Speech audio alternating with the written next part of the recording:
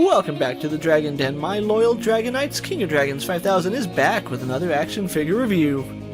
Today we'll be taking a look at the Marvel Legends Deadpool Legacy series, Deadpool. And so here we have Deadpool posed and out of the packaging, and before we have a look at the figure, let's run through his accessories. Deadpool does come with 4 pairs of hands for various style posing and holding his weapons. He also comes with his dual katanas, dual desert eagles, his knife, and his unicorn. Other than that, Deadpool here doesn't come with any other accessories, so with that out of the way, let's have a closer look at Deadpool. So Deadpool here is a reissue from a previous release, but I think Hasbro has still done a really good job here. The texturing and design is pretty accurate to what we saw in the movie, and Hasbro has done a good job with that. The head sculpt here is actually done really well and does a good job capturing Deadpool from the movies. The texturing throughout the red parts of his mask is actually well done, and I love the seam lines running at the top and the bottom. The black parts of his mask are actually done really well and painted cleanly, and his eyes are also done really nicely. I especially love the little nub coming off the back of his mask, which is accurate to what we see in the comics. Around Deadpool's neck you can see he is wearing a neck piece, which does look really good and is actually sculpted nicely.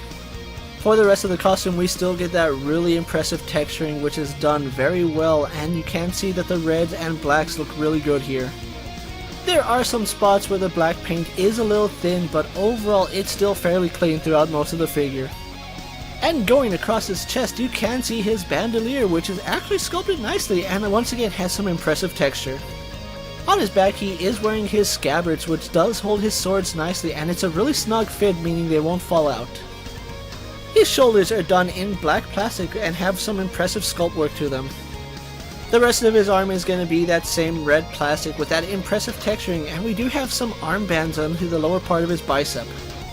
The seam lines and texturing on his suit look really good on his sleeves, and you can see it goes all the way down to his wristbands. And on his hands, Deadpool is wearing a pair of black gloves which look good, and depending on which version of his hands you have, he's either going to have silver padding or black padding. Around his waist, Deadpool is wearing his brown belt, which looks good, and I love the Deadpool insignia on his buckle. The paintwork on his belt could be a little bit better in some places, but I do applaud Hasbro for at least putting some effort into the belt, although they could have added some more silver paint on a lot of these pouches. On either side of his leg you can see he does have a holster for each of his guns, and his guns do fit in okay for the most part. They are a little bit loose on mine. On his right leg he does have a separate strap which does have brown pouches on it. And once again, the seam work here on his pants is done very nicely, and that texturing continues throughout the rest of his legs. His knee pads are outlined in black and once again have some differential textures between the black and the reds. Taking a look at his boots, you can see that Deadpool is wearing some padded boots, and on the left side you can see he has his holster for his knife. There's not much paintwork here on his lower legs, as it's just done in that red plastic, and we don't really see any paint until we get to his feet. And his feet are done in black plastic, and they do have this red padding at the top of the foot. So overall, some impressive detailing here on Deadpool, and Hasbro has done a really good job with this character.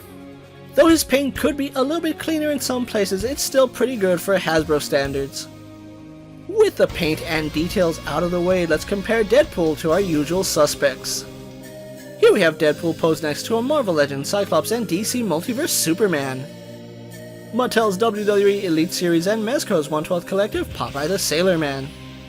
The Lightning Collection White Ranger and the Star Wars Black Series Mandalorian. And finally we do have Deadpool posed next to the Marvel Legends X-Men Legacy Series Wolverine.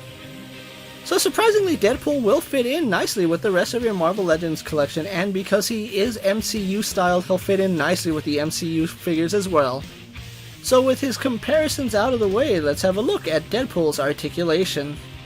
Deadpool does have a double ball joint in the head and a ball joint in the neck. Butterfly joints in his shoulders.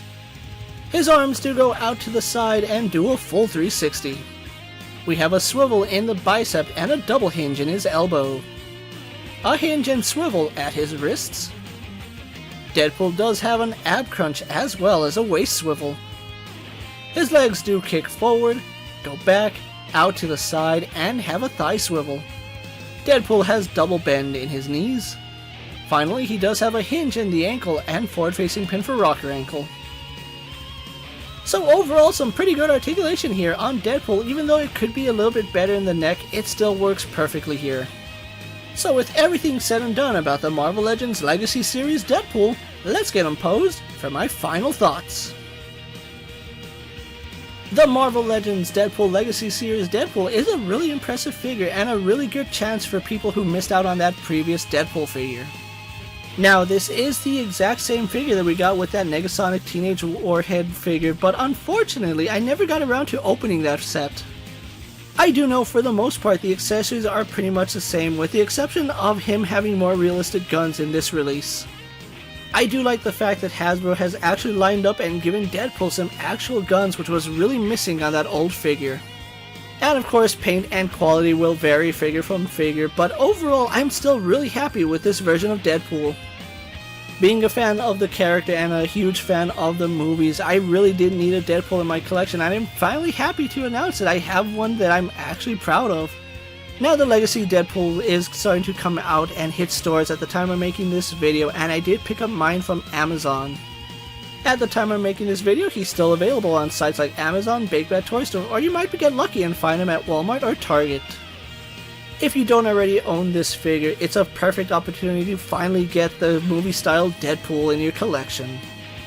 So with that being said, don't forget to like this video, leave a comment, subscribe to my channel, and check out the rest of my Marvel Legend and Deadpool videos. If you're in a position to help out the Dragon Den, check out my Patreon where I have some exclusive content and early access videos. Check out my Instagram account for new and exciting action figure photos, videos, recent pickups, latest prints, and as always, ring that bell so you never miss another video.